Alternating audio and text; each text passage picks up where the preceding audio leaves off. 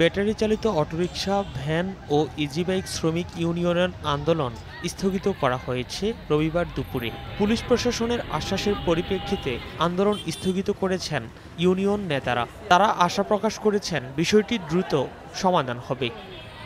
দুই কারণে এ আন্দোলন স্থগিত করা হয়েছে বলে জানান রিকশা, ভ্যান ও ইজি বাইক শ্রমিক ইউনিয়ন নেতা। আমরা সরকারের দুইটি উদ্যোগের কারণে আমরা আমাদের আন্দোলনটি স্থগিত করেছি।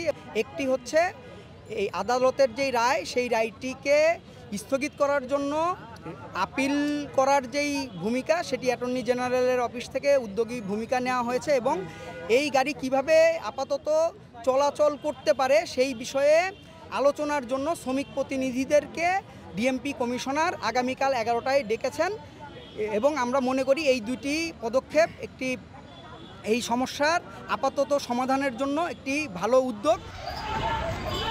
রোববার সকাল থেকে ঢাকার বিভিন্ন সড়কে অটোরিকশা চালকরা অবস্থান নেন।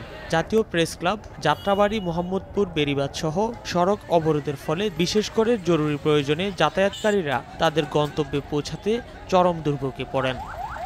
বিষয়টির স্থায়ী সমাধানের জন্য অটোরিকশা, ইজি বাইককে লাইসেন্সের আওতায় আনার দাবি ইউনিয়ন নেতার।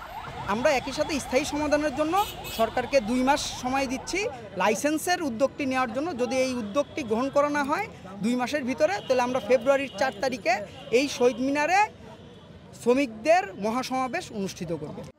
মঙ্গলবার ঢাকা মহানগর এলাকার সড়কে ব্যাটারি চালিত অটোরিকশার চলাচল 3 দিনের মধ্যে বন্ধ বা বিধিনিষেধ আরোপ করতে নির্দেশ দেন হাইকোর্ট। এরপর থেকেই আদেশের প্রতিবাদে বৃহস্পতিবার থেকে বিভিন্ন স্থানে বিক্ষোভ ও অবরোধ হচ্ছে। মিনহাজ চৌধুরী, প্রথম আলো।